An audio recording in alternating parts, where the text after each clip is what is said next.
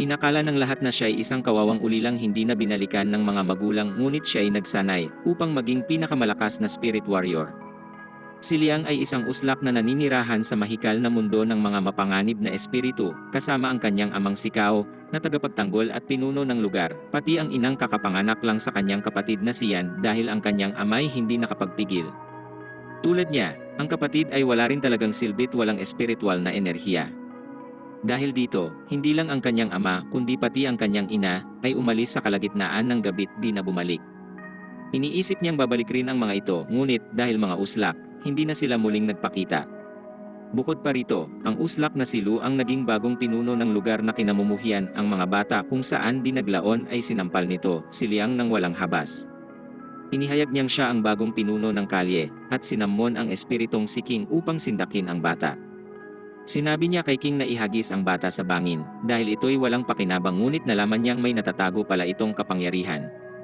Habang iniisip ni Lu kung anong gagawin, nagsimulang umiyak si Yan na ikinainis ni King, kaya dinakma nito ang bata't sinubukang itapon palabas ng espiritual na mundo, ngunit nakuha ni Liang ang kapatid bago tumalon sa human realm para iligtas ito.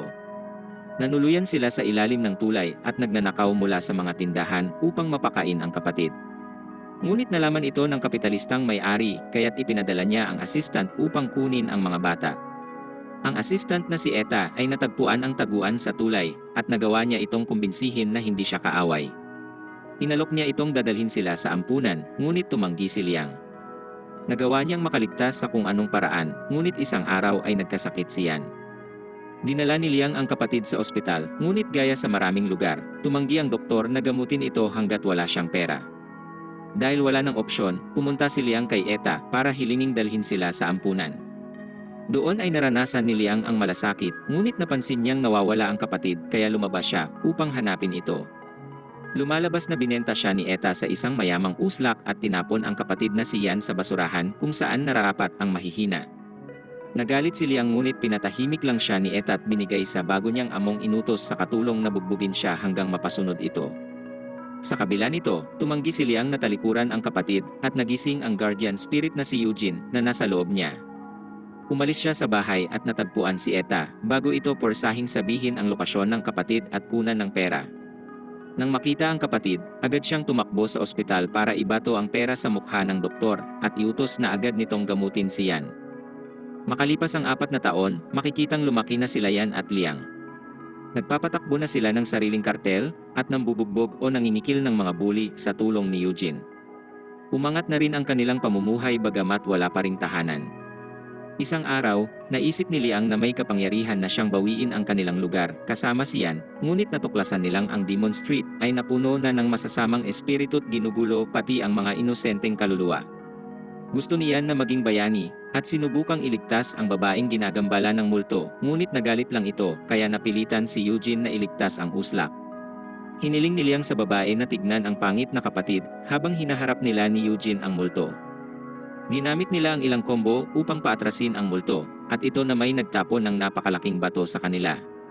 Hiniwa lang ni Eugene ang bato't pagkatapos ay pinalipad ang multo, bago ito tapusin ni Liang sa pamamagitan ng paghampas nito sa lupa.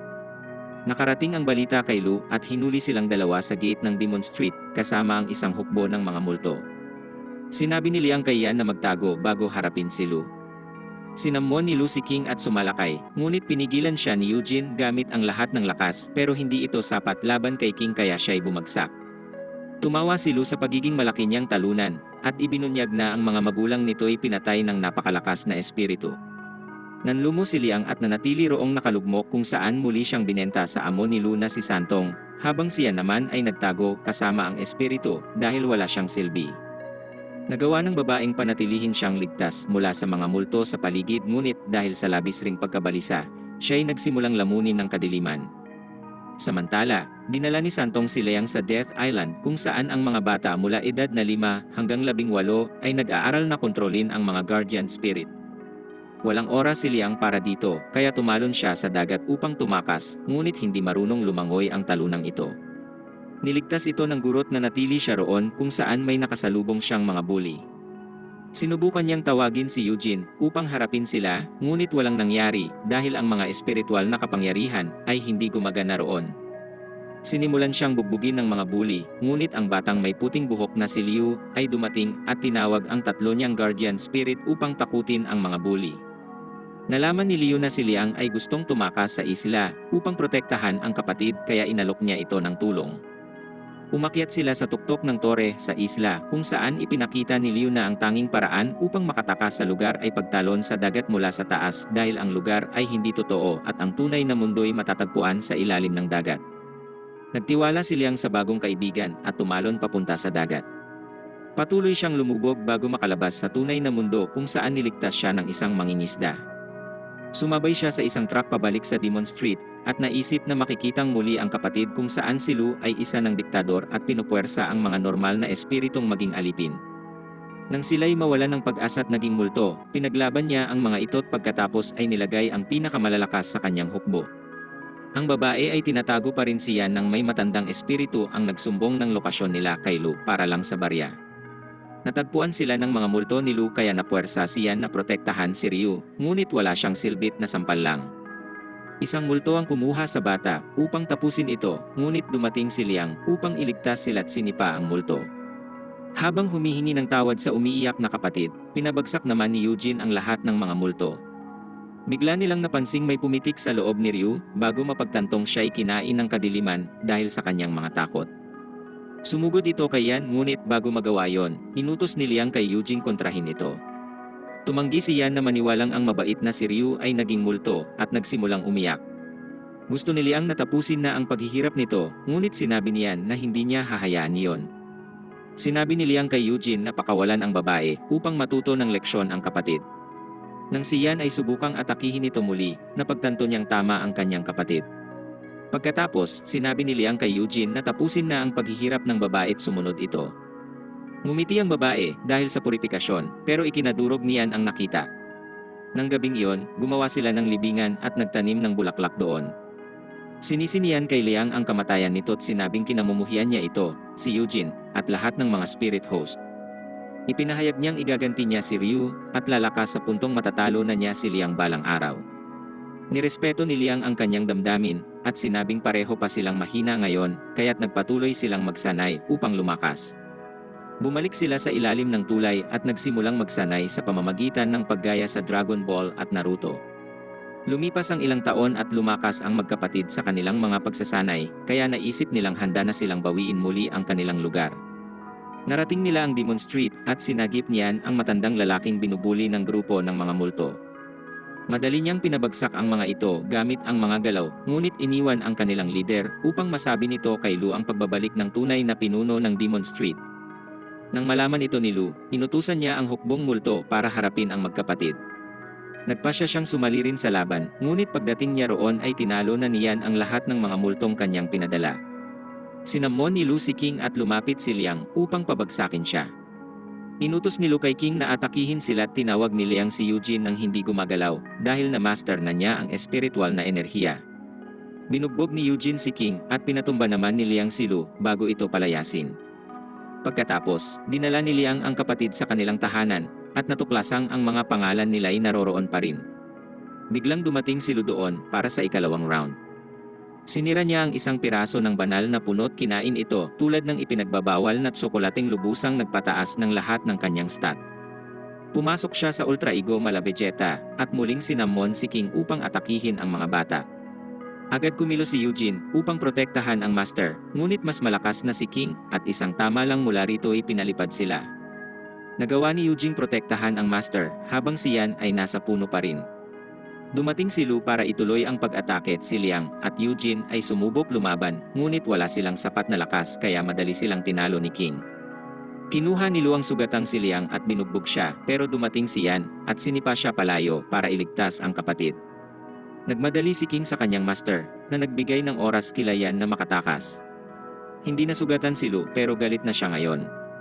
Para tapusin ang laban, pinakain niya ang banal na puno sa hukbong multo upang maging mas malakas ang mga ito.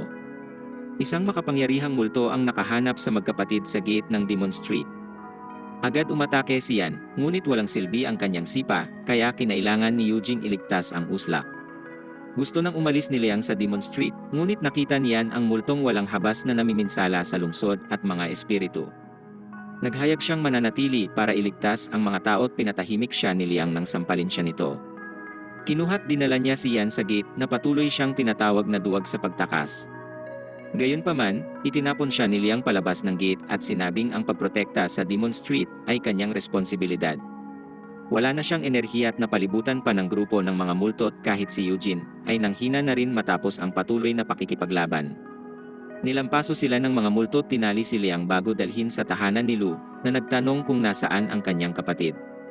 Nang hindi sumagot si Liang, binalibag siya nito't hiniling ni King sa kanyang master na payagan siyang mag-interoga. Sinimulan niya itong pagsusuntukin para makakuha ng sagot. Ikinatuwa yon ni Lu at sinabi kay Liang na ibunyag ang lokasyon ng kapatid. Nanatili siyang tahimik ngunit ipinaalam ng isang multong si Yan ay nasa mundo ng mga tao. Tumawa si Lu at pinadala ang mga alagad upang dalhin ito sa kanya. Sa labas ng gate, sinubukan niyang makapasok muli sa Demon Street ngunit nabigo siya at umiyak. Bigla siyang nakaramdam ng presensya ngunit hindi niya makita ang multong tumawid sa gate upang atakihin siya. Wala siyang nagawa kay Jansin at madali siyang binugbog nito. Dinakma siya ng multo kaya dinura niyan ang dugo rito upang makita ito ngunit hindi iyon nagtagal. Bigla niyang napansin ang fire hydrant at binuksan ito para maipakita ng tubig ang hugis ng multo. Sinubukan niyang labanan ito ngunit labis pa rin ang lakas nito para kanyang harapin. Gayunpaman, nagkaideya siya at tumalon para upuan ang mukha ng multo. Dinala niya ang multo papasok sa gate at agad na narating ang bahay ni Lu na ikinagulat ng lahat. Tumawa lang si Lu at lumakad patungo sa batang biglang sumalakay ng walang abiso. Pinaglaruan ni Lu si Yan bago ito sipain, at nang sumugod ito ulit ay sinuntok niya lang ito't pinatalsik sa tabi ng kanyang kapatid. Bumangon sila't biglang nagpakawala ng combo bago masipa ang pagmumukha nito. Nainis na si Lu at pinakawalan ang kanyang espiritual na enerhiya upang paatrasin si Liang at sampalin si Yan. Sinubukan nilang umatake muli, ngunit lagi lang silang pinapaatras ni Lu. Bumangon si Yan at sinabi kay Lu na kinamumuhian niya ang mga spirit host gaya niya, na iniisip na sila'y superior sa mga tao dahil lang may imahinaryo silang kaibigan. Hinawakan ni Lu ang ulo nito't pagtakbo ni Liang upang iligtas ito, ay tinisod at inapakan niya ito. Nahirapan ng magkapatid at pati si Eugene ay nagmadali upang tulungan sila ngunit hindi siya pinapasok ni King at patuloy siyang binugbog.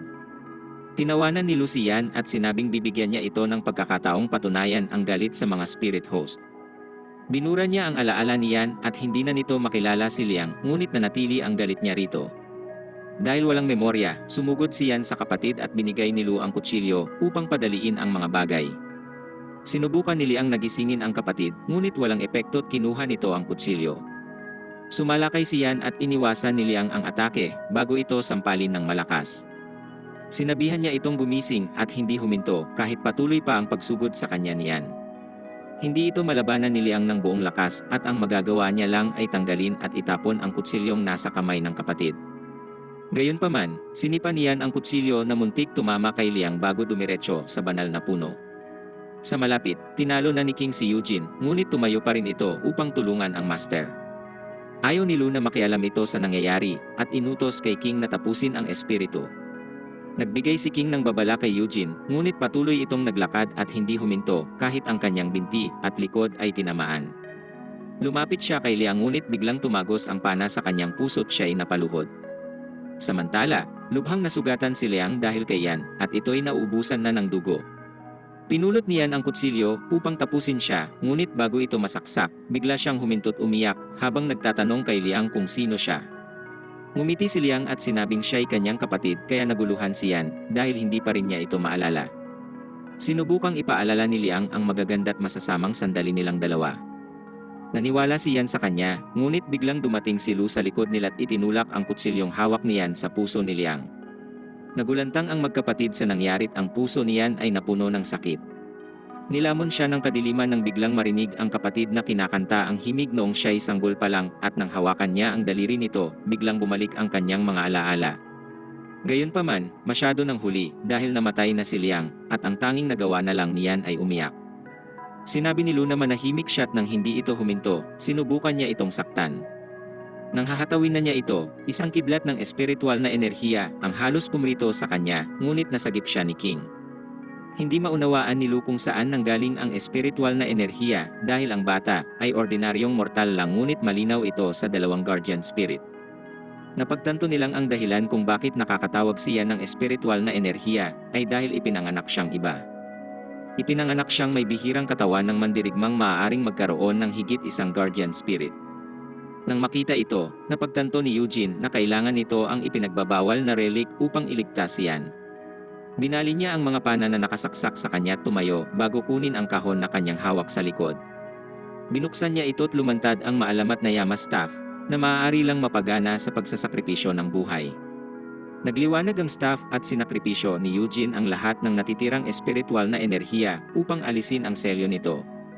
Ang mga bendang sumasaklob sa staff ay natanggal at ito'y nagpakawala ng matinding espiritual na enerhiyang nag-anyo bilang 7 guardian spirit.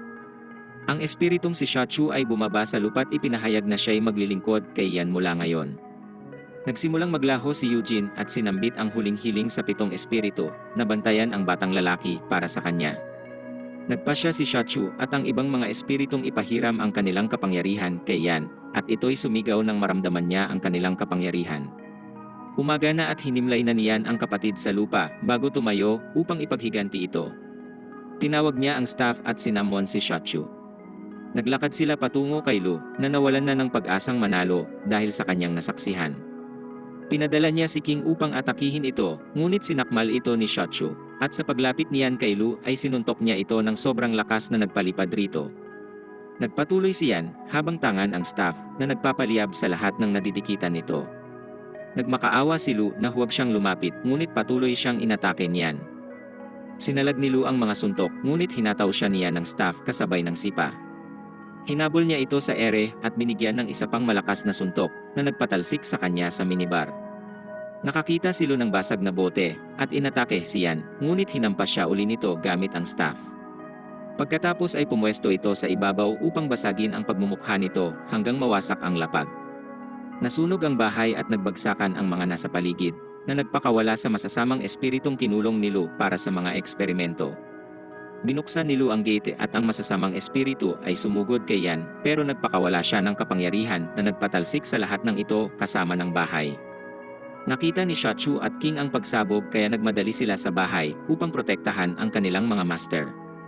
Matagumpay na pinrotektahan ni Shachu si Yan mula sa pagguho at kinuha naman ni King si Lu para dalhin ito sa kaligtasan. Bigla nilang narinig ang tunog ng isang kabayong papalapit sa kanila at napagtantong si Shachu iyon na may dalang higanteng lollipop. Si Lu ay delusyonal at iniutos kay King na lumaban, kaya walang nagawa ang espiritu kundi sumunod. Winasak siya ng higanteng lollipop at sinabihan siya ni Shachung huminto, kundi ay tuluyan siyang madudurog. Gayunpaman, patuloy siyang pinalaban ni Lu at ang boses niya ay umakit sa lahat ng mga multong dating naglingkod sa kanya, na nais siyang gantihan. Matapos palibutan ng mga ito, napahingi na lang ng tulong si Lu kay King. Kahit malapit na ring mamatay, nagmadali si King kay Lu para labanan ang mga multo at sinugpo ang lahat ng mga ito. Gayunpaman, naubos na ang lahat ng espiritual niyang lakas at nagsimulang maglaho. Hindi makapaniwala si Lu at nasira ang kanyang ulo nang mawala ang guardian spirit. Ang kwintas na nagpapatunay na siya ay isang pinuno ay lumipad palayo at nagpasya si Shachu na tapusin ang kanyang paghihirap. Pero dumating si Yan at pinigilan si Shachung tuluyang durugin ang uslak. Imbis na tapusin ito, pinadala niya ito sa mortal na mundo dahil ang kamatayan ay madaling parusa at dapat niya pang pagdusahan ang mga ginawa. Sa labas, patuloy si Lu sa pagyayabang at agad na napaaway sa lokal na gang na halos iniwan na siyang walang buhay. Sa loob, si Yan ay nakaupo sa mga gumuho na hawak ang pangalan nila ng kapatid habang naghihintay sa espiritu ni Liang na magpakita sa Demon Street. Matapos ang 7 araw, nagpasya ang mga pinuno ng mundo ng mga multo na gawin siyang sunod na pinuno ng Demon Street bago ipadala ang kinatawang si Santong upang kausapin siya. Ayaw niya nakausapin ito at iniutos kay Shochu na tapusin siya. Ngunit sinabihan siya ni Santong na tumigil dahil siya ay naroroon upang makipagkasundo para sa mundo ng mga multo. Biglang narinig niyan ang boses ni Liang at lumingon upang makita ang espiritong anyo ng kapatid. Tumakbo siya at niyakap ito at nagsimulang umiyak at makalipas ang ilang sandali, sinabi ni Santong na siya na ang pinuno ng Demon Street. Gayunpaman, may kondisyon para dito. Kailangang pumunta niyan sa Death Island upang magsanay para ma-master ang espiritual na lakas at maging tunay na pinuno. Nanatili si Liang upang protektahan ang tahanan at hiniling niyang mag-ingat ang kapatid sa magiging paglalakbay. Natapos niyan ang pagsasanay sa Death Island at bumalik sa tahanan ng siya ay mas matanda na kay Liang, na hindi lumaki dahil isa na itong espiritu. Matapos nito, nangako ang magkapatid na babantayan ang Demon Street ng magkasama. Makalipas ang 10 taon, ang karaniwan nilang buhay ay nagambala ng babaeng si Sia. Siya ay isang uslak na walang ginagawa sa buhay at hindi makahanap ng tunay na trabaho. Sa unang araw niya ng paghahanap ng trabaho, nakatagpo siya ng kaduda-dudang manghuhula na walang iba kundi si Santong. Nang tumanggi siyang maniwala sa mga sinasabi nito, bigla siyang nabangga ng uslak na delivery boy na kinikilan siya ng pera, bago sabihing pasalamat siya at hindi siya isang driver ng truck. Pagkatapos noon, patuloy siyang tinanggihan ng maraming tao na sinubukan niyang hingan ng trabaho. Nang gabing iyon, habang iniisip niyang kumapit na sa patalim, nakatanggap siya ng mensahe tungkol sa interview. Ang uslak na ito ay agad nagmadali sa ibinigay na address sa mensahe, at narating ang lugar na Demon Street. Kahit malinaw na mukhang delikado ang lugar na yon, pumasok pa rin siya ng hindi nag-iisip at hindi namalayan na tumagos na siya sa isang invisible na barrier. Pero makalipas ang ilang minuto, ay napagtanto niyang yari na siya. Hindi talaga ito isang interview para sa trabaho, dahil tinawag siya roon upang ibenta sa dark web o upang kidnapin at ipadala para gawing alipin sa ibang lugar.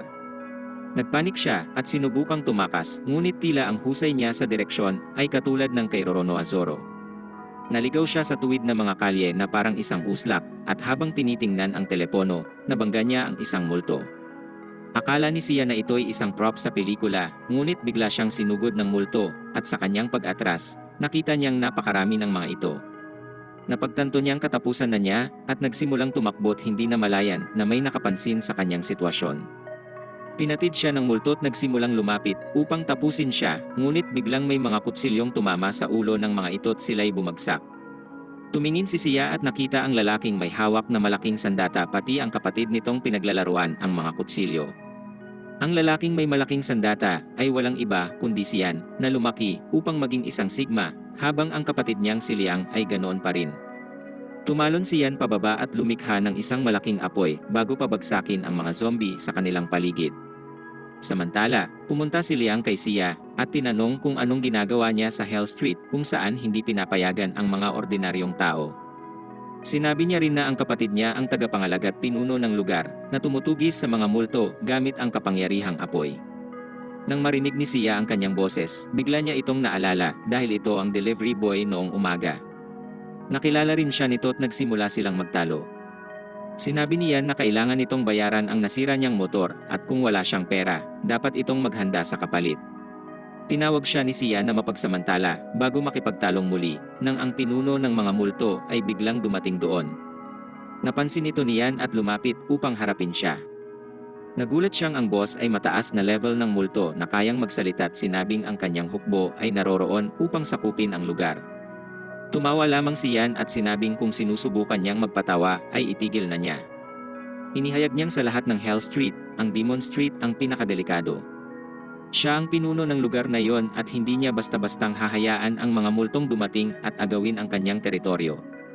Inipon ng multo ang kanyang espiritual na lakas, ngunit unang sumugod siyan gamit ang malaking sandata. Pinaatras siya ng boss na multo bago siya sugurin, ngunit siyan ay agad na umiwas at pumunta sa likod nito para patalsikin siya sa kalapit na bahay. Ang boss ay hindi bumagsak mula rito at sumugod uli sa kanya at nagpakawala ng mabibilis na atake. Ngunit siyan ay mas mabilis at siya ay muli na namang pumunta sa likod nito upang sipain siya palayo. Patuloy silang naglaban at tila ang kanilang lakas ay pantay, ngunit biglang nagkaroon ng pagkakataon ang boss na mabuwal siyan. Nagmadali siyang ibigay rito ang panapos, ngunit hinampas niyan ang sandata sa lupa para lumikha ng apoy sa paligid na kumontra sa atake ng multo at winasak ang sandata nito.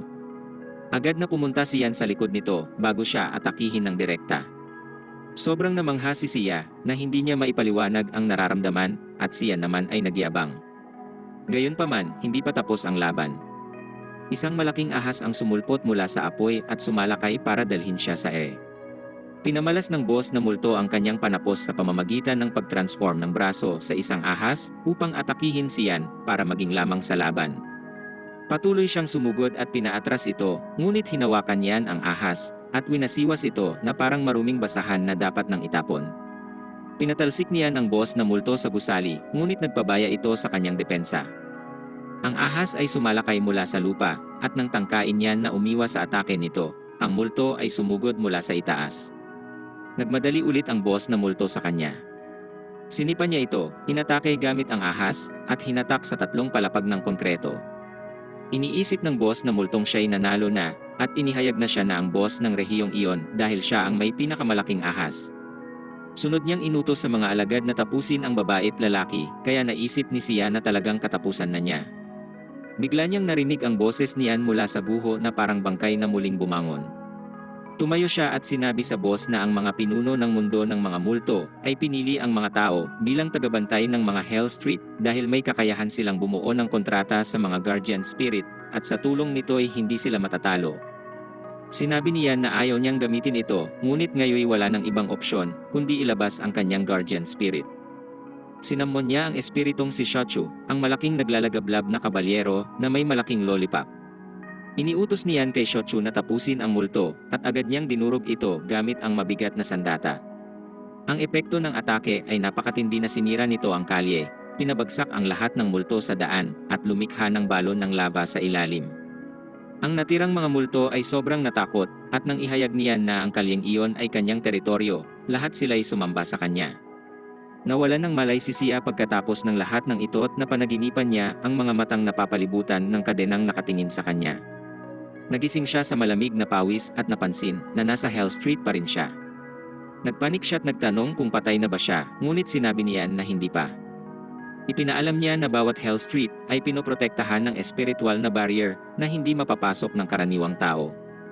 Kung magagawa nila yon, ang pinuno ng lugar ay may karapatan na gamitin ang kapangyarihan upang prituhin ang utak nito't gawin silang gulay.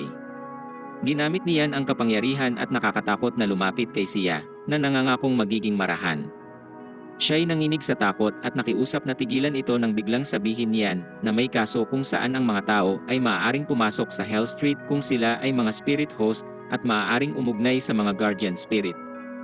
Dahil hindi makaramdam siya ng espiritual na lakas kay Sia, piprituhin na niya ang utak nito pero binato nito ang kanyang bag. Galit niya itong tinapon at lumipad ang mga dokumento pati ang kakaibang itim na card na nahulog sa mesa ni Liang. Binasa niya ito at pinakita sa kapatid. Nagulat siya nang makita ang pangalan ni Santong, na naalala ni Sia bilang ang manghuhulang nakilala niya noon. Siyan ay nagdududa na ngayon at sinabi kay Sia na ipaliwanag kung paano siya napunta roon. Ipinakita niya ang mensaheng natanggap para sa isang interview, at napagtanto ng magkapatid na iyon ay ipinadala ni Santong, na ibig sabihin ay mayroong espiritual na lakas ang babae. May matagal na ring away siyan na dapat tapusin kay Santong, at nang makitang si Sia ay naging biktima rin ito, nagpasya siyang kaawaan ito't pauwiin na lang. Dinala niya ito sa labas at sinabihan na sumakay sa motor, at higpitan ang kapit dahil baka kung mapano pa ito. Naglibot sila at natuklasan ni Sia na ang Hell Street ay isang buong lungsod. Ipinaliwanag niyan na sa simula ay isang kali lang ito, ngunit sa pagtaas ng populasyon ng tao, ang populasyon ng mga espiritu ay tumaas rin. Idinagdag niya na ang mga pinuno ng mundo ng mga multo ay obligasyong gabayan ang mga espiritong makatawid. Gayunpaman, dahil sa malaking populasyon, ang mga espiritu ay kailangang maghintay ng napakatagal kaya karamihan ay nawawalan ng pag-asa at nagiging masama tulad ng mga multo kagabi. Tungkulin ng mga leader tulad niyan na pigilan ang masasamang espiritu na sumalakay sa mga normal na espiritu at ordinaryong tao. Sinabi niya rito ang kakaibang teoryang mayroong bilyon-bilyong mga Hell Street pati ang parehong bilang ng mga leader na dapat bantayan ang mga espiritu doon.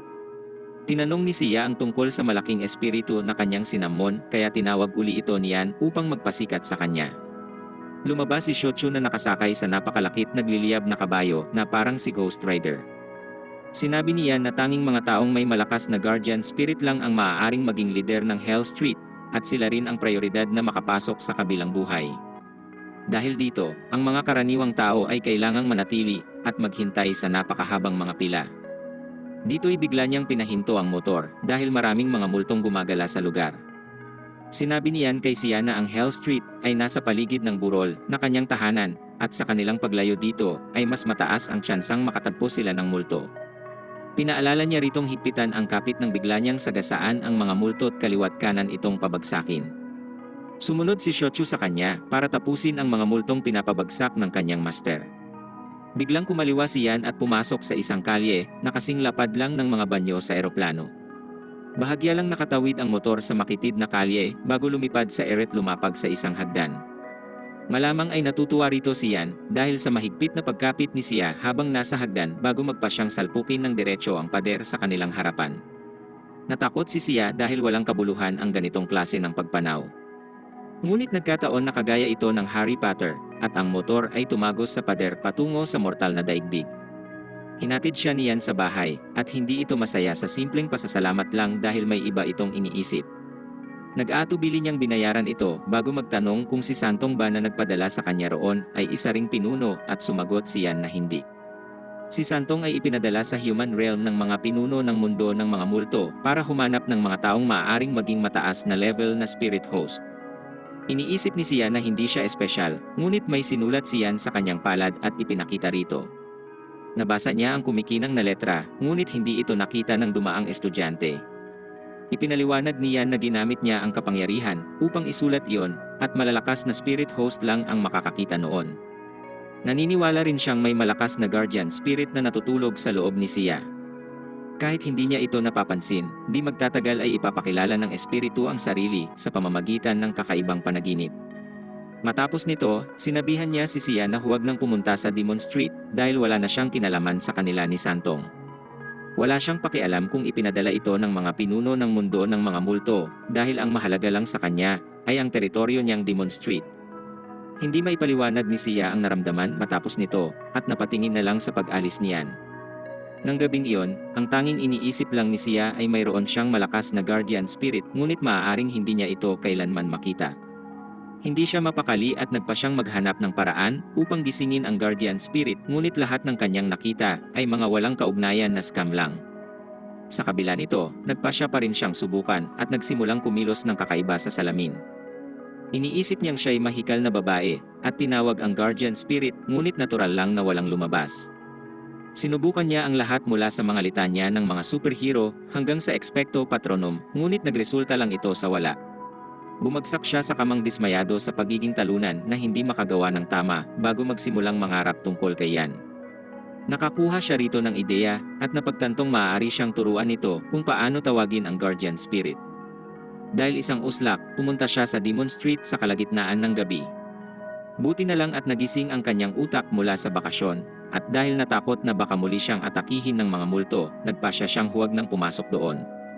Iniisip ni Sia na ang mamuhay sa pakikipagsapalaran ay hindi para sa kanya at dapat na lang siyang maging ekstra sa mundo hanggang sa katapusan ng walang anumang epekto rito. Kinabukasan, nagtungo siya upang maghanap ulit ng trabaho, at sa wakas ay may tumanggap sa kanya kapalit ng kaunting pabor sa ilalim ng mesa. Nang gabing iyon, ipinagdiwang niya ang pagkakuha ng unang trabaho at tinapon ang mga kopya ng kanyang CV. Nakita niya ang pamphlet ni Santong at naisip na hindi na niya kailangan iyon kaya tinapon niya ito palabas ng bintana. Gayunpaman, napunta ang pamphlet sa isang robot na mukhang Terminator at nakaramdam ito ng espiritual na enerhiya mula doon. Sinuri nito ang lugar at natuklasan na nagmula ito sa bintana ni Sia at nagpa siyang hulihin ito. Sa kwarto, si Sia ay lumilikha ng mga imahinaryong eksena bago matulog nang bigla niyang mapansin ang robot mula Terminator sa kanyang kwarto. Nagulat siya nang makita ito at bigla na lang siyang sinakal ng robot at tinulak sa pader. Sinuri ng robot ang kanyang katawan habang siya'y sinasakal at natuklasan ang kakaibang bagay rito. Tatapusin na siya ng robot nang biglang may dumakma sa ulo nito't binasag na parang itlog. Nahulog si Sia sa lapag at natuklasang ang nagligtas sa kanya ay si Santong, ang kaduda-dudang manghuhula. Sinabi nitong ang robot mula Terminator ay ipinadala ng grupong Crown na gustong angkinin ang kanyang guardian spirit. Hindi siya naniwala ngunit wala ng oras para sa mga detalye dahil marami pang mga robot ang pumasok sa kanyang kwarto. Tinapon ni Santong ang kanyang balabal para maghanda sa laban at sinabihan si Sia na tumakas papuntang Demon Street. Tumakbo siya habang si Santong ay nakipaglaban sa mga robot. Sinubukan ni Sia na sumakay sa elevator, ngunit naroon na ang mga robot at tamad siyang maghagdan patungo sa baba kaya tumakbo siya paakyat hanggang marating ang rooftop. Binarikada niya ang sarili doon ngunit umakyat ang mga robot mula sa labas dahil mala Spider-Man rin ang mga ito. Pinalibutan siya ng mga ito at nagbukas ang pinto't may isa pang robot na lumitaw.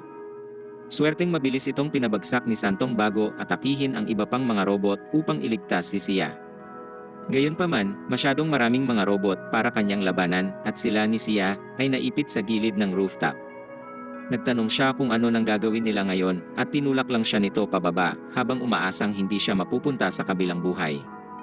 Maswerteng nahulog siya sa platform ng panglinis ng bintana bago hiwain ni Santong ang lubid upang ibaba siya ng mabilis.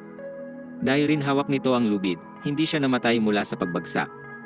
Sinabi ni Santong na tumakbo siya sa Demon Street dahil magiging ligtas siya roon at si Sia ay tumingin sa mga robot na papalapit sa kanya bago tumakas. Habang sinusumpa niya ang Guardian Spirit sa pagdala sa kanya sa gulong ito, hindi niya napansin ang truck sa kalsada. Ngunit nakakagulat na siya ang unang babae sa mundo ng anime na nakaligtas matapos banggain ng isang truck. Si Sia ay nanginginig sa lapag nang maabutan siya ni Santong at sinabi niya ritong pinrotektahan siya ng Guardian Spirit mula sa truck.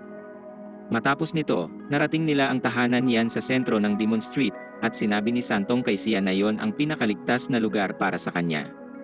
Binati siya ni Liang at pinuri siya ni Sia sa pagiging maginoo, hindi gaya ng kapatid niyang Uslak. Biglang dumating si Yan at hindi siya natutuwa na si Sia ay nagrereklamo habang uminom ng tsaa sa kanyang bahay. Tinanong niya kung bakit ito naroroon gayong nilinaw niya ritong huwag nang babalik kaya tinuro nito si Santong na nagdala sa kanya. Pagkatapos, ipinakita ni Liang kay Sia ang mga pangalan ng kanilang pamilya sa banal na puno sa harap ng tahanan nang hilingin ni Santong kay Yan na sanayin ang babae. Tumanggi siya at sinabing wala siyang interes at kung kailangan ng babaeng magsanay ay pumunta na lang siya sa Death Islands. Gayunpaman, ipinaalala ni Santong na may kakaibang patakaran ang Death Islands at medyo may edad na si Sia para ipadala roon. Sa buong usapan ay narinig lang ni Sia ang tungkol sa edad at nagsimulang awayin si Yan dahil ayaw ng mga babaeng pinag-uusapan niyon. Sinabi niyang siya'y bata pa at kaya niya ring gawin ang ginagawa ng iba pang bata. Pinigil ni Santong ang kanilang pagtatalo at sinabi kay Yan na kahit ayaw niyang turuan ito, dapat muna itong manatili roon dahil tinutugis ito ng crown. Idinagdag niyang ang lumalaking bilang ng masasamang espiritu na mas lumalakas pa ngayon ay dahil rin sa crown. Sinabi ni Santong na magiging problema ito para sa mundo ng mga multo at sa mga pinuno nito kaya dapat gawin niyan ang lahat para makatulong. Sumagot itong gagawin niya lang ang kinakailangan para mapanatili ang posisyon dahil hindi naman niya iyon kinuha para sa kapakanan ng iba. Nais niya lang panatilihing ligtas ang Demon Street dahil ito ang kanyang tahanan at hindi siya sisipsip sa iba para lang sa posisyon. Tumanggi siya na maging yayo ni Sia at sumagot itong siya'y isang malakas at independent na babae na kayang gawin ang lahat ng trabaho sa bahay ng mag-isa. Ngunit nalinlang siya sa pinakasimpleng bagay dahil sinabi niya na kung gusto niyang manatili ay kailangan niyang magtrabaho ng walang bayad. Pinagsuot niya ito na parang kasambahay bago iutos na paglingkuran silang magkapatid. Ginawa niya ang lahat ng iniutos sa kanya at gumagamit pa siya ng bell tuwing kailangan niya ito.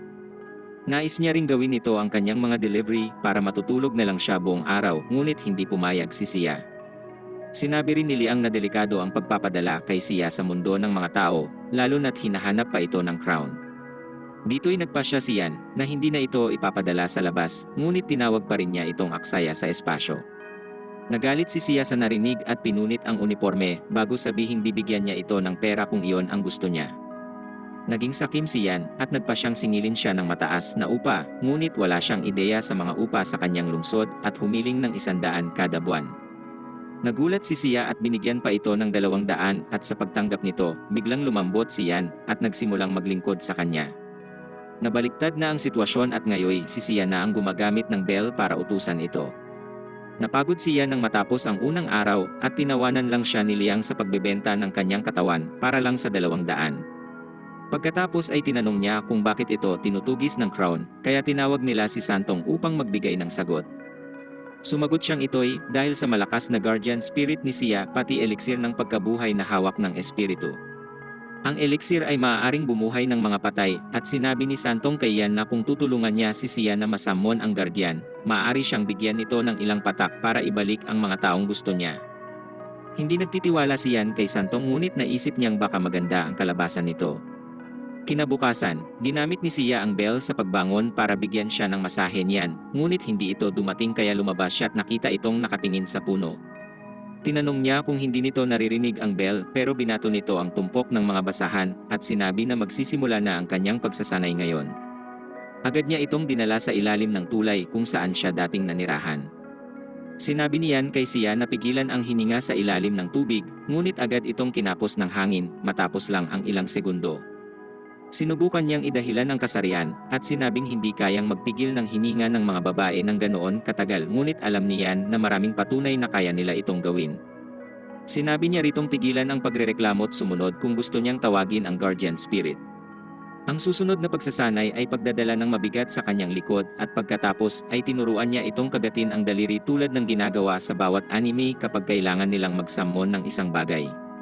Sunod ay kailangan niyang iwasiwas ang espada ni Asta mula sa Black Clover bago magsanay gaya ni Roronoa Zoro. Tinuruan siya niyan kung paano biyakin ang kahoy gamit ang ulo, ngunit dumugo lang ang kanyang ilong. Sa pagtatapos ng araw, pagod na si Sia, ngunit sinabi ni Liang na ito ang tamang paraan ng pagsasanay dahil nakasulat ito sa mga banal na aklat. Interesado si Sia sa mga aklat na iyon ng pagsasanay, ngunit nagalit siya nang matuklasang tinuturuan lang siya niyan gamit ang mga nakikita sa One Piece at Dragon Ball. Agad niyang tinawag si Santong upang magreklamo, at sinabing siyan ay nagtuturo base lang sa kanyang nakikita sa comics. Nagreklamo siyang malaking bagay na hindi siya tinuturuan ng maayos nito, ngunit pumanig si Santong kay Yan, at sinabing ito ang magdedesisyon ng pamamaraan. Nang marinig ito ni Sia, inihayag niyang hindi na siya mananatili sa lugar na iyon, at sinabihan si Santong na kunin na siya. Tumanggi ito't sinabing siya ay nasa mapanganib na misyon upang hanapin ang isang kriminal na namataang nakatakas.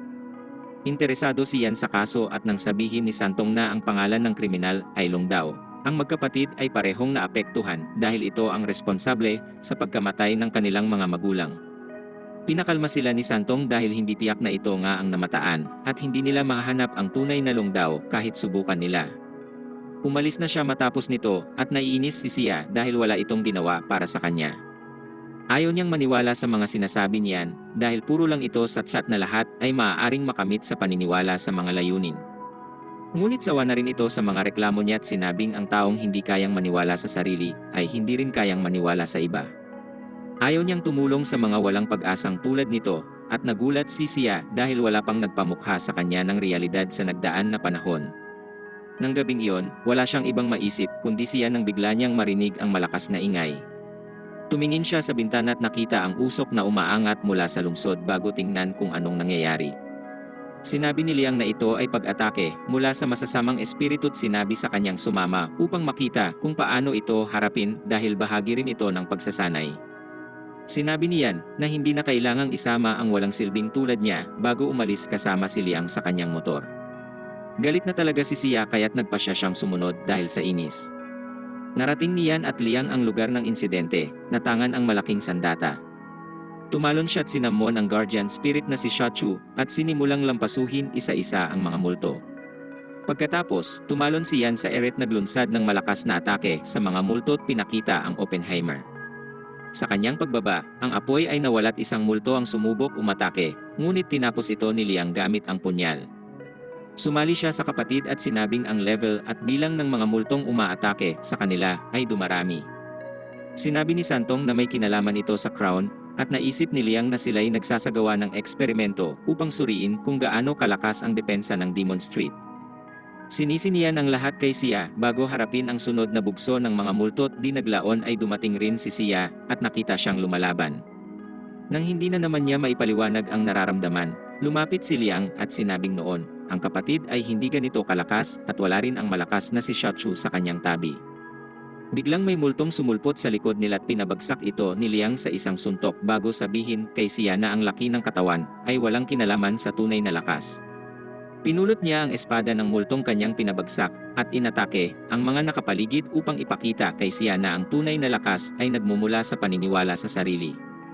Pinabagsak niya ang ilang multo gamit ang espada at pagkatapos ay iniwan ito upang gamitin ang mga sipa. Walang laban ang mga multo sa kanyang bilis at madaling tinalo ni Liang ang mga ito. Tumakbo siya patungo kay Sia na hindi alam na may mga multong papalapit rito at iniligtas ang uslak.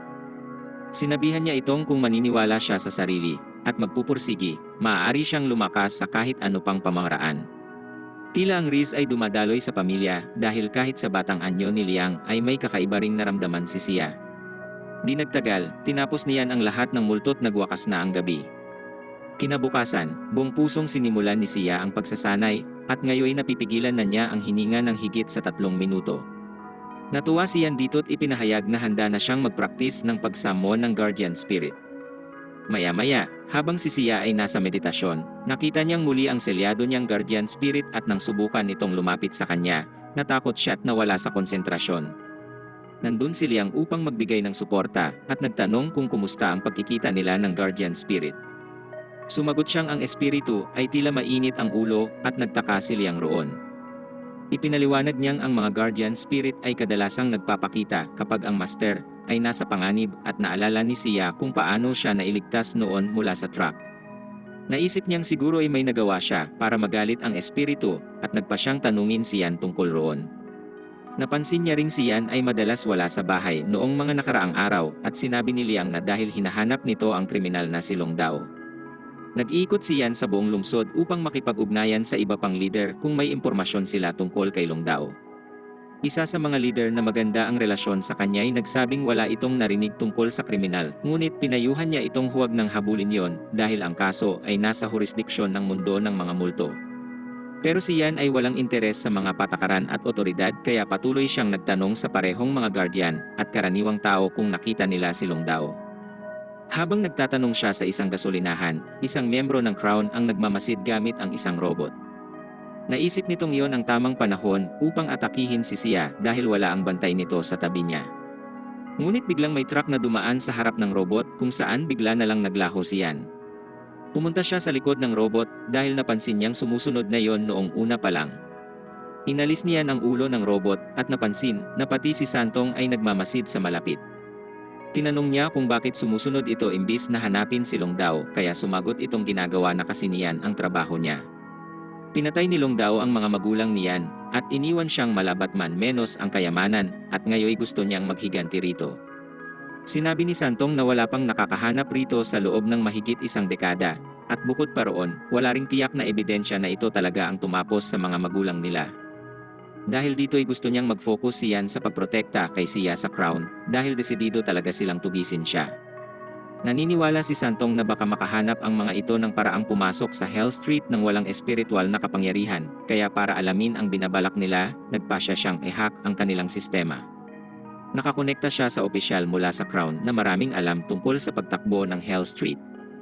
Sinabi ni Santong na hindi gawain ng lalaki ang pagtago ng pangalan sa laban, ngunit tinawanan lang siya ng uslak at sinabing nanalo na siya sa laban. Sinabi niya kay Yan na hindi ligtas si Sia kahit sa Demon Street dahil kahit hindi siya pumasok rito, maaari siyang magutos ng iba para doon. Samantala, patuloy pa rin si Sia sa meditasyon kahit gabi na. Tinanong ni Liang kung hindi siya makatulog dahil sa pag-aalala kay Yan, ngunit hindi niya aaminin iyon at sinabing nag-aalala siya sa sariling kaligtasan. Iniisip niyang marahil alam na ng Crown na nagtatago siya roon at dahil wala si Yan, baka subukan nilang umatake. Kinumbinsi siya ni Liang na hindi yun mangyayari pero hindi niya maiwasang mag-alala. Iniisip niyang ang mga problema niya sa Guardian Spirit ay may koneksyon sa Crown pati sa kriminal na si Long Dao. Hinayaan siya ni Liang na magpatuloy, ngunit bigla nitong naramdaman na may papalipad sa kanila. Bumagsak si Sia at tumayo si Liang upang humarap sa malaking demonyong gagamba.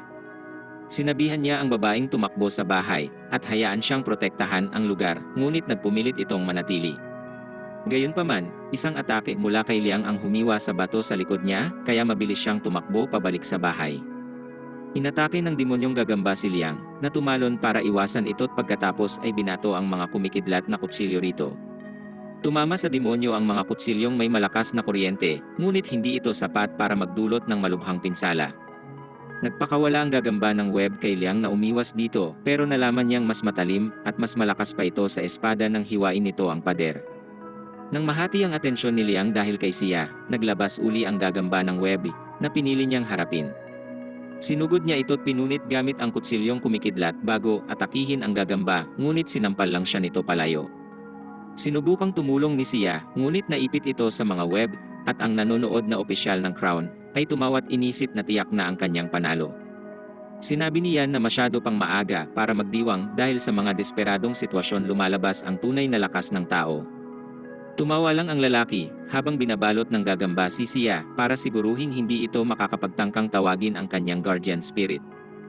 Sinabi niyan na wala naman siyang inaasahan sa babae at ang taong may potensyal na kanyang tinutukoy ay ang kanyang sariling kapatid. Biglang ginawa ni Liang ang galaw upang tawagin ang mga guardian spirit at sinamon ang steampunk knight na si Tang Liuyu. Sumugod siya sa demonyong gagambat, pinutol ang braso nito sa isang hiwa bago ito bigyan ng malakas na suntok ng kanyang espiritu. Napagtanto ng gagambang hindi siya mananalo sa ganito't ikinalat ang mga itlog sa paligid upang tulungan siyang lumaban. Sinabi ni Liang na hindi iyon sapat upang talunin siya. Iniutos niya sa espiritong si Liu yung maglabas ng portable missile launcher at nagtungo sa himpapawid kasama ang master. Inilunsad niya ang mga missile na lumipad at nagsalpukan upang lumikha ng espiritual na sirkito. Ipinahayag ni Liang na tatapusin niya ang laban gamit ang pinakamahusay na galaw at nagpaulan ng mga kidlat sa gagambat sa mga anak nito. Ang mga kidlat ay nagdulot ng mga pagsabog at ang lugar ay naging parang kalsadang iniwan ng kontraktor. Nabigla si Sia dahil buong akala niya ay hindi spirit host si Liang at ngayon, bigla na lang nitong tinawag ang isang guardian spirit mula sa kawalan. Ang katotohanan ay nalantad ng lumuhod ang espiritu't inalis ni Liang ang baterya. Ipinaliwanag niya kay Sia na ito'y isang mecha na umaandar gamit ang espiritual na rune na marahil tulad sa mga robot na tumutugis sa kanya. Nalungkot si Sia na ang isang batang walang guardian spirit ay mas malakas pa kaysa sa kanya, at napagtantong dahil siguro ito sa kasarian. Hiniling niya kay Liang na gawan rin siya ng mecha, dahil tila walang intensyong lumabas ang kanyang guardian spirit. Sumagot itong mapanganib para sa tulad niya ang pagkontrol sa ganoong level ng teknolohiya at higit pa roon, nakakatulong lang ito laban sa mga mahihinang kalaban. Ipinaliwanag ni Liang na mayroong limitasyon ang mecha, ngunit ang guardian spirit ay maaaring patuloy na lumakas kasabay ng kanyang master. Hindi kumbinsido si Sia at naisip na sapat na sa kanya ang isang mecha nang biglang dumating si Yan at Santong. Habang inaayos niyan ang bahay kasama si Shochu, sinabi ni Santong kay Sia na ang guardian spirit ay hindi lang para sa pakikipaglaban. Ito ay parang kaibigang patuloy na susuporta sa master, at maaari lang itong tawagin kapag nabuo na ang respeto sa pagitan nila. Kapag nasamon na ang espiritu, mas mapapalapit ito sa master at sila'y lalakas ng magkasama. Sinabi ni Santong na ninanais ng crown ang kanyang guardian spirit dahil espesyal ito at kung ayaw niyang mapunta ito sa masamang kamay, kailangan niya na itong masamon. Nerbiyosong sumagot si Sia na natatakot siya tuwing lumalapit sa guardian spirit, at kahit ano pang sabihin niya rito'y tila hindi ito nakikinig. Nagtaka si Santong kaya nagtanong ito kung may iba pa bang kakaiba, at nang malapit na niyang sabihin na ang kanyang espiritu ay nakakadena, ginambala siya niyan. Sinabi niyang hindi nito matawag ang espiritu dahil ito'y isang uslak na hindi nagpupursigi, kaya mula bukas ay dodoblehin na niya ang pagsasanay nito. Nagreklamo siya, ngunit sumagot si Yan na wala na silang oras dahil tila alam na ng crown ang kahinaan ng depensa ng Demon Street. Ipinahayag niyan na hindi niya mapoprotektahan ang border kapag nagpadala ito ng mga nilalang na mas makapangyarihan pa sa gagamba para hulihin si Sia. Pinatindi niyan ang pagsasanay ni Sia at patuloy nitong sinubukan ang pagsamon sa guardian spirit. Di naglaon ay nahiya siya sa galaw na ito at nagsimula na naman silang magtalo. Tinanong ni Sia kay Yan kung paano nito natatawag ang espiritu nang hindi gumagalaw, kaya sinabi nitong may malalim siyang koneksyon sa espiritu at marami rin siyang espiritual na enerhiya. Ang galaw ay para makontrol ng mga baguhan ang espiritual na kapangyarihan, upang matawag ang espiritu at Siyan ay na-master na ito, kaya hindi na niya kailangan iyon. Samantala, napabuntong hininga na lang si Liang at Santong sa dalawa. Sinabi ni Santong na andoon ang babae, hindi lang para sa pagsasanay, kundi para sa kapakanan rin yan. Alam niyang wala itong pasensya at tila nabubulag rin ito sa sariling lakas at kayabangan. Ito ang dahilan kung bakit gusto niyang makilala pa nito ang sarili sa pagtuturo ng iba. Tinanong ni Liang kung ginagawa niya ito upang bumawi sa nakaraan at sumagot si Santong na wala siya gaanong naaalala sa nakaraan. Sa ngayon, ang iniisip lang niya ay matawag ni Sia ang guardian spirit bago ito mahanap ng crown. Di naglaon, sumuko na si Yan sa pagtuturo kay Sia sa ganoong paraan at naisip na dapat silang gumawa ng mas mapusok. Narinig niyang nagpakita ang espiritu nito upang protektahan siya mula sa truck, kaya naisip niyang gamitin iyon. Sinamon niyan si Shochu at sinabing kunin ang babae at sundan siya. Walang silbi ang pagkontra ni Sia nang kinuha siya ni Shochu at sumunod sa kanyang master patungo sa dulo ng Demon Street. Sinabi niya na magandang lugar iyon para sa pagsasanay dahil maraming uhaw sa dugong mga multo roon. Bago pa man mapagtanto ng kawawang babae ang ibig sabihin nito, iniwan na siya niyan at tumakbo palayo kasama si Shochu. Nanginig si Sia, at ang takot na yon ang nagbigay sa kanya ng enerhiya para tumakbo ng mas mabilis kay Usain Bolt at abutan si Yan sa isang iglap. Ayaw niyang mamatay sa kamay ng mga multo't sinasabi niyan na siguradong poprotektahan siya ng Guardian Spirit. Sinabi nitong kung hindi siya susugal, tiyak na katapusan na niya kapag natagpuan siya ng crown. Dito'y sinabi niyan kay Shochu na ilayo ang babae sa kanya bago umalis at magtungo sa malayo. Nang ang mga multo'y pumalibot kay Sia, pati si Shochu ay umalis na rin at pumasok sa isang portal sa lupa. Ngayon nanigas na siya't hindi na makagalaw para tawagin ang espiritu. Ngunit malapit lang rin si Yan, Liang, at Santong kung sakaling may mangyari. Lumalapit na ang mga multo kay Sia at ginawa niya ang lahat para iwasan sila't palayuin. Isang multo ang kumapit sa kanya mula sa likod at pinabagsak naman siya ng iba sa lupa. Gusto na ni Liang na tulungan ito, ngunit sinabi niya na maghintay pa ng kaunti. Kada segundo'y lalong napapalapit si Sia sa katapusan at sumigaw para humingi ng tulong kung kanino man. Ang Guardian Spirit niya ay magigising na para iligtas siya nang biglang dumating si Yan at ang dalawa para paliparin ang mga multo. Nakialam lang sila dahil naramdaman nila ang Guardian Spirit ni Sia at natuklasan kung bakit hindi ito lumalabas. Pinipigilan ito ng tinatawag na heart chain at tanging si Sia lang ang makakabasag sa kadena bilang kanyang master. Pero maaaring abutin ito ng matagal at ipinahayag niyan na wala silang ganong klaseng panahon. Kinabukasan, uminom ng tsaa si Yan at Santong at sinabi ni Santong na ang tanging paraan upang mabasag ni Sia ang heart chain sa tamang oras ay pakainin siya ng sanga ng banal na punong nasa labas ng tahanan. Tumanggi si Yan dahil ang puno ay pag-aari ng kanyang pamilya at hindi niya hahayaang gamitin ito ng sinuman para sa pansariling interes. Biglang dumating si Sia at nagtanong kung anong pinag-uusapan nila. Dinala siya ni Santong sa labas at sinabing kung kakain siya ng anumang bahagi ng punong banal na sumisipsip ng espiritual na kapangyarihan mula sa paligid, mararanasan niya ang pagsabog ng espiritual na kapangyarihan sa sarili. Nainis siyang hindi ito sinabi niyan at sumagot itong wala siyang obligasyon na sabihin ang tungkol dito. Sinabi ni Sia na gusto niyang kumain agad ng sanga ng puno, ngunit hindi pumayag si Yan. Binanggit niyang palagi itong umaasa sa mga shortcut at tumatakas sa pagsasanay. Sinabihan niya itong hindi nagpupursigi gaya ng ibang nakamit ang mga layunin sa tamang paraan. Pumitik siya nang marinig ito at sinabing nagpapakahirap siya at siguro ibulag si Yan kung hindi niya nakikita iyon. Sinabi niyang puro ito dahilan bago patahimikin ng tuluyan. Tinigil ni Santong ang pagtatalo at sinabi kay Yan na pag-isipang mabuti ang desisyon. Nang gabing iyon, tinanong ni Liang ang kapatid kung pwedeng kalimutan na lang niya ang nakaraan at hayaan ang walang pag-asang babae na kumain ng sanga ng puno. Tumanggi siyang gawin iyon dahil ang kapangyarihan ng puno ang nagdulot ng pagkasira ng kanilang pamilya. Nauunawaan ni Liang ang rason, ngunit sa palagay niya ay makokontrol ni Sia ang bugso ng kapangyarihan. Tiwala siya kay Sia pero si Yan ay hindi. Samantala, mag-isang nakaupo si Sia sa gilid ng burol nang istorbohin siya ni Santong. Kinonsidera niya itong libreng therapy dahil responsable rin ito sa kanyang mga problema. Nagsimulang magduda si Sia sa sarili matapos ang sinabi niyan at naisip niya kung duwag ba talaga siya. Kinumbinsi siya ni Santong na nagpupursigi talaga siya ngunit wala silang sapat na oras para makamit ang resulta sa normal na pamaraan. Tinanong niya kung anong dapat niyang gawin at sinabi lang nitong gawin niya kung anong gusto niya sa buhay. Lalo siyang nanlumo nang marinig ang sagot dahil kung nagdesisyon lang siya ng mas mabuti ay hindi siya mapupunta sa ganoong sitwasyon. Umalis na si Santong at pagkatapos ay nagpasya si Sia na tingnan ng malapitan ang banal na punong pagoda. Naglakad siya sa paligid at nakita ang mga pangalan niyan at ng kanyang kapatid. Naalala niya ang masasakit na salita nito kanina't nagpa siyang hindi ito papansinin at magnanakaw ng sanga mula sa banal na puno. Nagsimula siyang umakyat sa punong iniisip ang lahat ng kabiguan sa buhay na halos kumakatawan rin sa buong panahon ng kanyang pamumuhay. Gayunpaman, sa sandaling siya ay makaabot ng sanga ay kanyang naisip na hindi pa niya nagagawa ang lahat at lagi lang siyang umaasa sa iba. Nagpasya siyang bumaba sa puno nang walang kinukuha at nagdesisyong magpursigi sa kanyang sarili upang palayain ang Guardian Spirit. Siya na nanonood mula sa bintana ay natuwa na ginawa niya ang tamang desisyon. Pagkatapos, bumalik siya sa silid, ngunit bigla niyang naramdaman ang panggagambala sa Demon Street.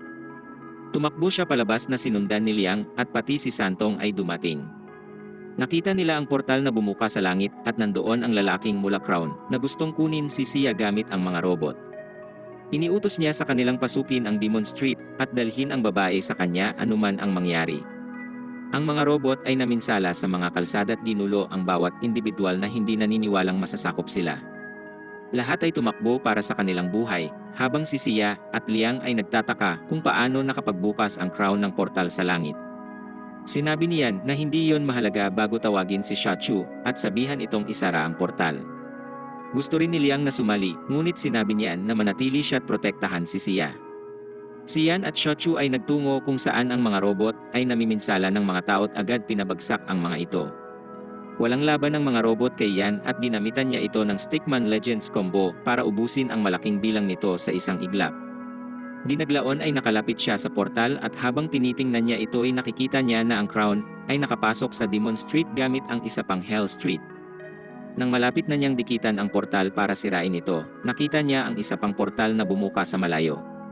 Napaligiran siya ng mga robot kaya't sinabi niya kay Shochu na pumunta sa pangalawang portal habang tinatapos niya ito. Sa bahay, nag-aalala si Sia na si Yan ay nasa panganib at pinilit si Santong na tulungan siya. Ngunit sinabi ni Liang na ang kapatid ay malakas. Iniisip niyang hindi magkakaproblema si Yan sa pakikipaglaban kahit pa may dalawang portal sa langit. Ngunit matapos sabihin yon ay biglang bumukas ang pangatlong portal sa malapit. Hindi na kayang pabayaan ni Sia si Yan at sinabihan si Santong na patunayan ang sarili bago itulak papunta sa pangatlong portal.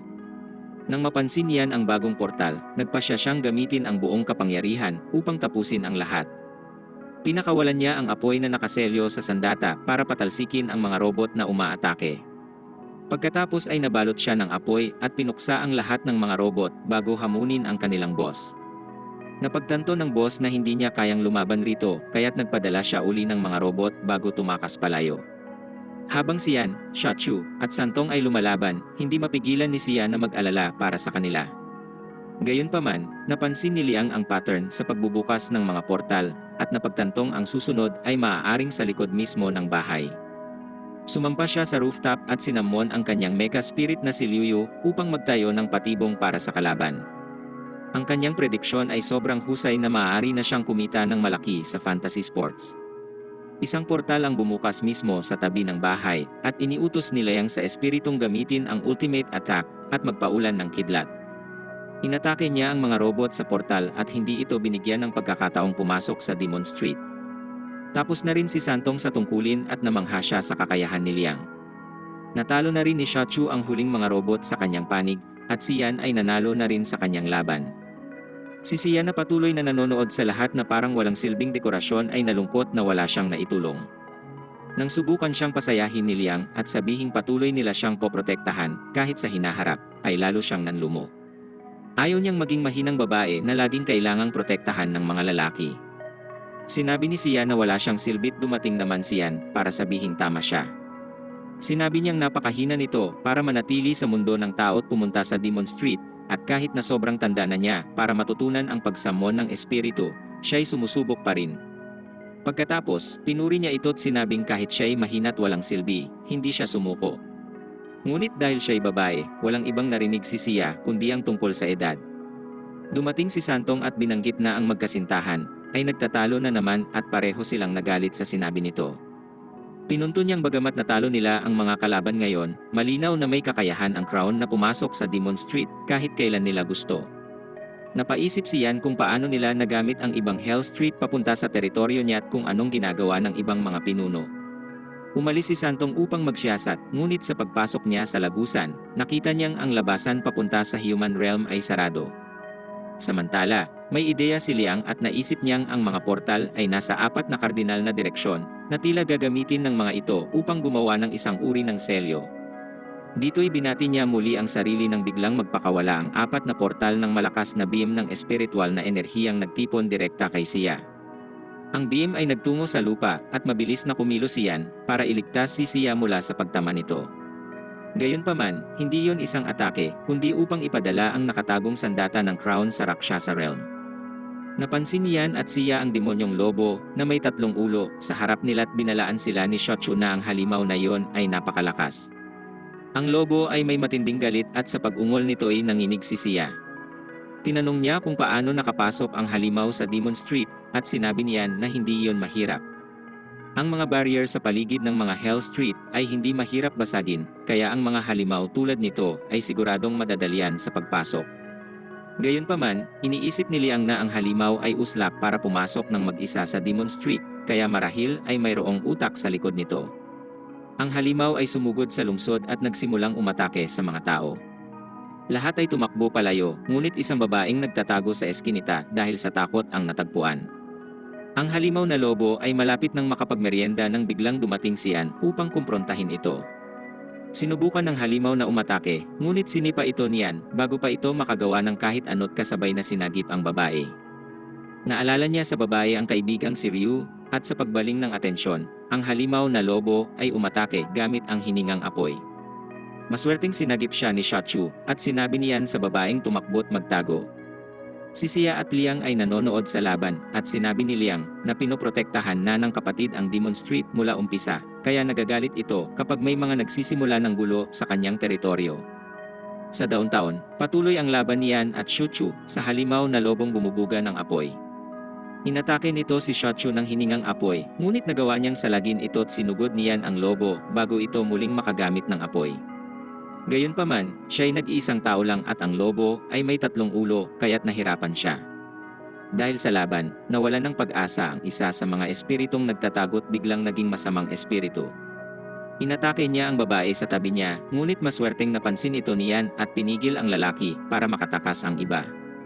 Samantala, ang pinsala mula sa mga atake ng lobo ay lumalala, kaya marami pang mga espiritu ang napunta sa kadiliman. Pero hindi papayag siya na mangyari iyon, kaya't lumikha siya ng portal at pinaghanda si Shachu para sa pagbabago ng laban. Inatake niyan ang aso gamit ang sandat at inirita ito upang sundan siya sa loob ng portal. Sumunod rin si Shachu bago magsara ang portal. Pumasok sila sa disyerto kung saan magagamit niyan at Shachu ang kapangyarihan ng hindi nagpipigil. Natuwa si Xia dahil hindi na mapipinsala ang Demon Street, ngunit biglang naramdaman ni Liang ang isang ataking papunta sa kanila. Agad niyang kinontra ito bago sabihin sa kalaban na ipakita ang sarili. Lumabas ang opisyal ng Crown at ipinakilala ang sariling si Hale, ang pangsyam na pinakamalakas sa grupo. Isang tingin lang kay Hale ay alam na nilang hindi ito papayagang lumapit sa kahit anong paaralan. Kahit si Xia ay alam na ito ang uri ng taong magtutulak ng mga propaganda at agad siyang nainis sa pagmumukha nito. Sinabi ni Hale na naroroon siya para sa guardian spirit ni Xia, at upang makarating ay kinailangan niyang dumaan sa 4 na Hell Street. Habang nagpapatuloy sa kanyang litanya, ginambala siya ni Liang at inihayag na hindi niya hahayaang may manggulo kay Xia o sa lugar nila. Tumawa lang si Hale sa kumpiyansa nito at sinabing kakatapos lang niyang talunin ang 4 na pinunong mas malakas pa rito. Kinabahan si Liang ngunit hindi siya sumukot, muli niyang sinamon si Liu. Ngumisi lang si Hale bago sabihing alam niya ang kapangyarihan at limitasyon ng kanyang mecha. Alam niyang maaari lang gamitin ni Liu ang ultimate attack ng isang beses, na nagawa na niya. Tumawa siyang muli at sinabing ang laban ay napakadali na para sa kanya at wala na siyang kailangang alalahanin. Sa ibang laban, si Yan at Shachu ay handa nang sumugod sa lobo na unang sumalakay sa kanila. Kinontra ni Shachu ang atake nito gamit ang malaking lollipop at hinataw ito palayo, ngunit ang lobo ay direktang nakapagbuga ng apoy. Patuloy na inabala ni Shachu ang lobo at binigyan siya ng oras upang mag-ipon ng malakas na ataking nagpalipad rito. Gayunpaman, ang ataking iyon ay hindi nagdulot ng pinsala dahil ito rin ay isang elementong apoy na halimaw at siyan ay uslak para mapansin yon. Iniutos niya kay Shachu na pagtulungan nila ang lobo at hanapin ang kahinaan nito. Tumakbo sila patungo sa lobo kung saan siyan ang sumugod sa harap at si Shachu naman ang sa likod. Napagtanto ng lobo ang nangyayari at agad itong umatake kay Shachu, ngunit nailigtas siya niyan gamit ang fire cannon. Nakasama niya uli ang master at nagpasalamat sa pagligtas nito sa kanya at muli nilang hinanap ang kahinaan ng halimaw. Sinugod nila ito at nilinlang ni Shachu ang halimaw gamit ang malaking lollipop, habang siyan ay tumalon upang basagin ang isa nitong ngipin. Pagkatapos ay pinunto ni Shachong ang lobo, ay hindi kailanman nagbukas ng mata mula nang magsimula ang laban, pero nagagawa pa rin nitong alamin ang kanilang eksaktong mga kilos. Sumagot si Yan na marahil ang halimaw ay may matalas na pandinig at pang-amoy gaya ng karamihan sa mga aso.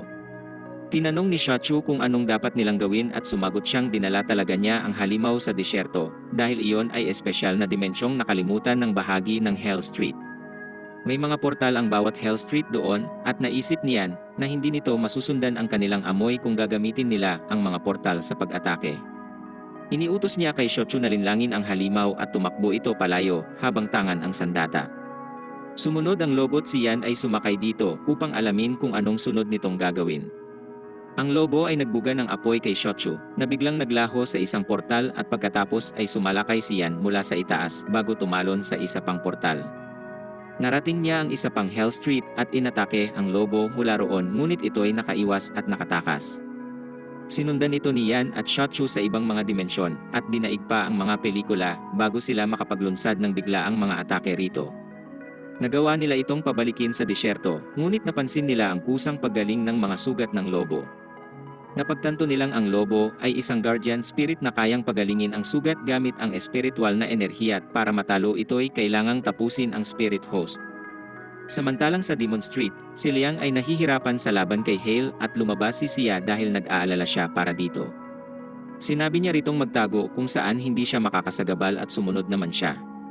Tinukso ni Hale ang bata sa pagiging masyadong mahina at tumalon ito sa tulong ng kanyang mecha bago magtapon ng mga patalim.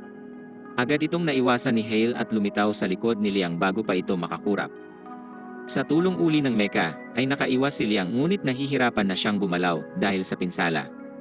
Sinabi ni Hale na isuko na niya ang walang silbing babae kapalit ng kanyang buhay, ngunit hindi ito gagawin ni Liang. Sumugod siya patungo sa uslak, ngunit nabugbog lang siya sa mga galaw nito.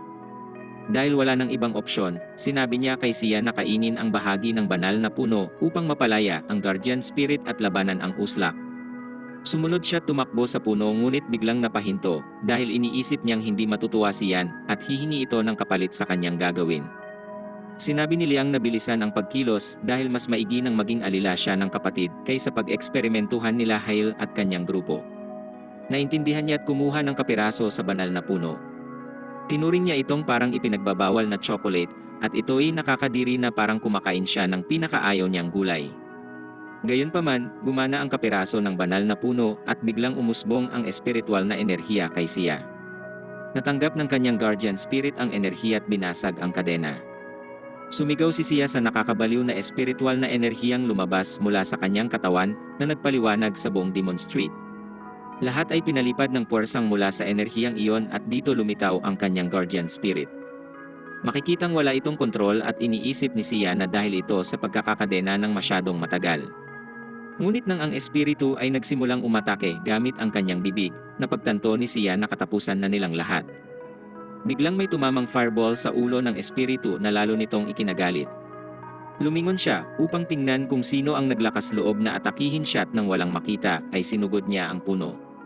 Pinasabog ng kanyang atake ang puno at ang mga piraso nito'y bumuo ng napakalaking liwanag sa kalangitan. Ang mga naninirahan sa Demon Street ay napatingin na lang sa langit, ngunit hindi ito nagtagal nang bigla silang higupin ito. Nasipsip sila ng liwanag at si Sia ay napasigaw na lang sa mga nangyayari.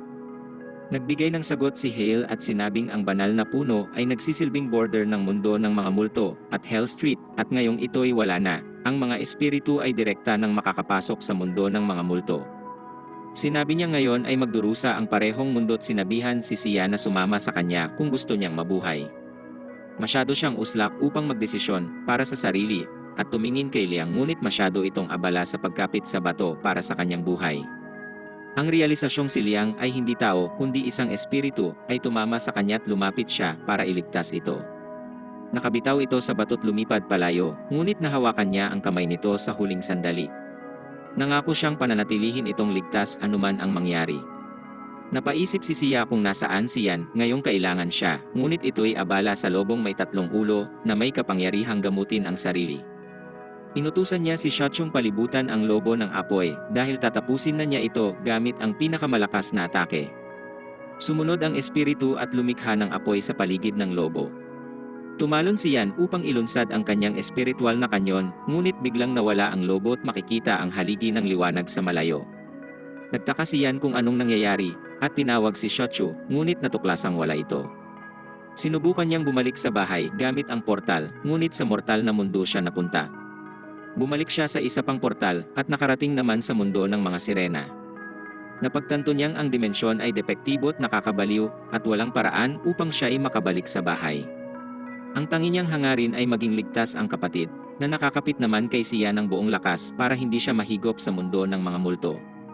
Samantala, ang nagwawalang espiritu ni siya ay hindi pa kumakalma kaya nilapitan ito ni Hale para gawing kakampi. Ngunit ang espiritu ay nagpakawala ng enerhiyang nagpabagsak sa kanya, ngunit dahil isang uslak ay nagustuhan niya ito. Biglang dumulas ang kapit ni siya sa bato kaya bumitaw na siya rito.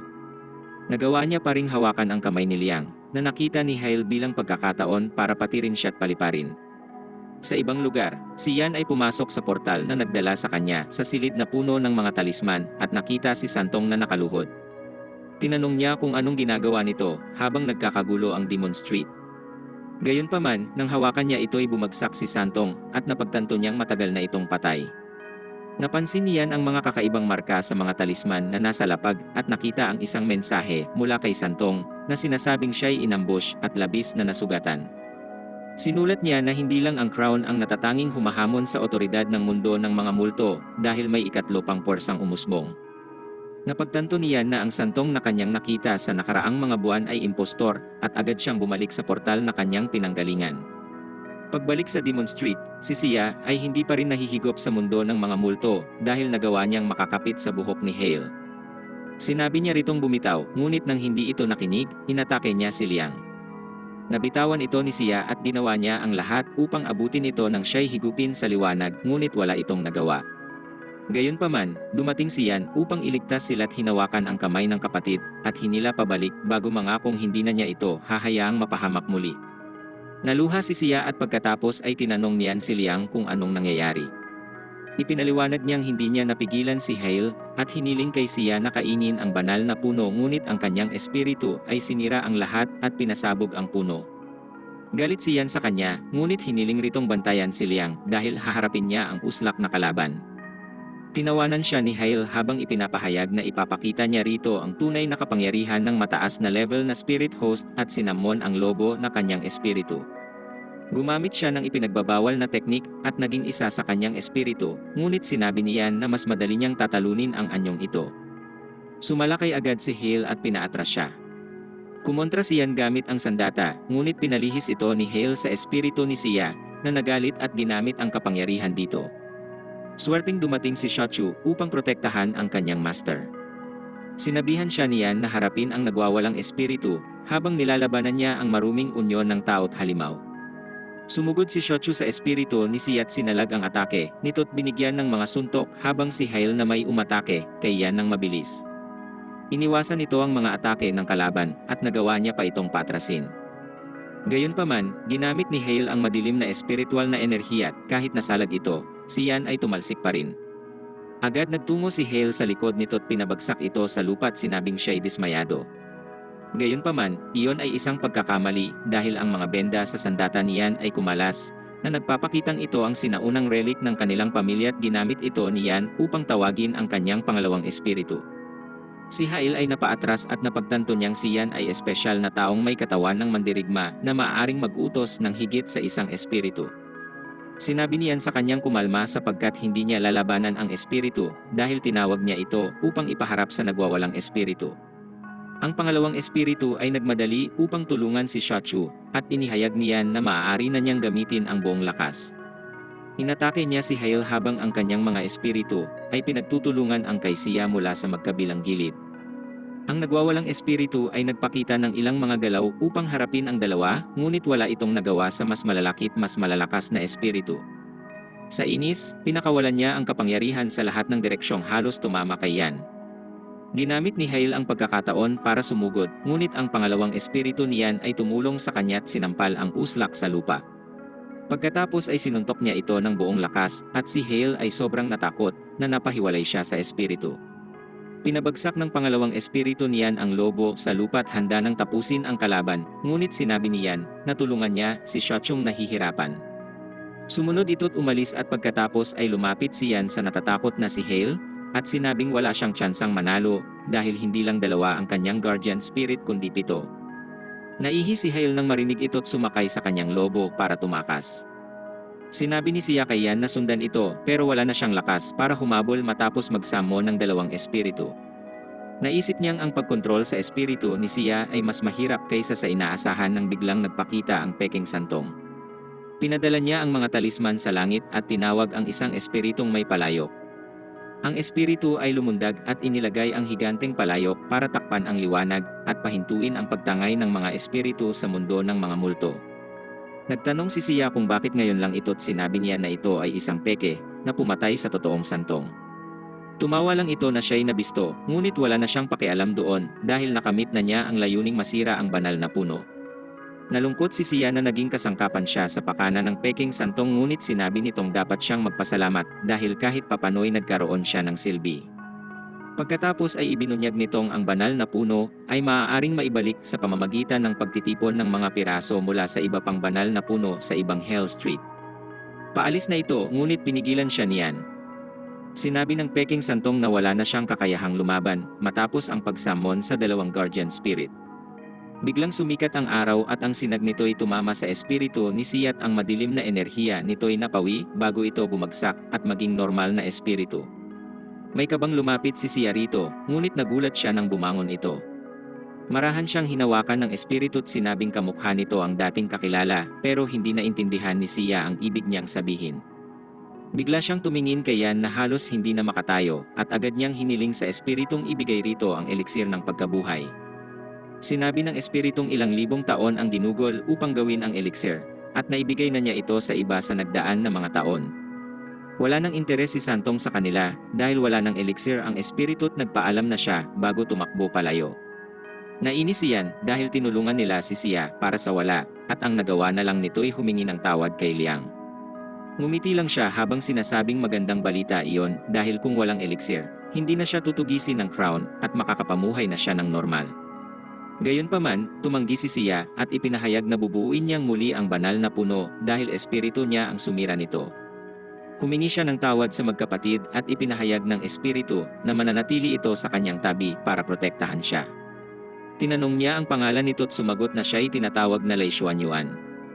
Di naglaon, si Yan at Liang ay umupo sa bubong at pinag-usapan ang plano ni Sia na ibalik ang banal na puno ng pagoda. Sinabi ni Liang sa kapatid na samahan ito't siya na ang bahala sa Demon Street. Tumanggi si Yan at sinabing hindi niya muling iiwanan ang kapatid bago maalala ang mga nangyari sa nakaraan. Gayunpaman, kinumbinsi siya ni Liang na lakbayin ang mundo kasama si Sia dahil maaaring may mas mapanganib pang mga bagay sa hinaharap. Kinabukasan, habang si Sia ay naghahanda para sa kanyang misyon, nakita niya si Yan na nakasuot ng nakakatawang armor. Tumawa siya at tinanong kung plano nitong mag-cosplay at sinabi niyang iyon ay espesyal na armor mula sa kapangyarihan ng kanyang mga guardian spirit na magtatago ng kanyang presensya sa ibang mga Hell Street.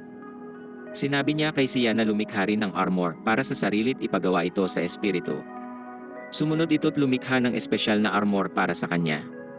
Ngunit bago yon, napunit ang damit ni Sia na nagbigay sa birheng magkapatid ng tanawing hindi malilimutan. Nagalit si Sia sa kanyang espiritu, kaya humingi ito ng paumanhin dahil akala niya'y lalaki rin si Sia dahil sa pangangatawan nito. Nakalugmok siyang lumakad palayo at sinabi niyan sa kapatid na mauuna na sila. Bago umalis, ibinigay niya rito ang kwintas na nagpapakilala sa kanya bilang leader. Sinabi ni Liang na isa siyang espiritu at ayon sa mga patakaran ng mundo ng mga multo ay hindi siya maaaring mamuno. Walang pakialam si Yan sa mga patakaran at sinuot ang kwintas sa kanya at sinabing siya na ang pinuno ng lungsod ngayon. Umalis na siya kasama si Sia, ngunit bigla siyang humintot bumalik kay Liang na nag-abot ng kanyang daliri. Marahan itong hinawakan niya ng buong kamay.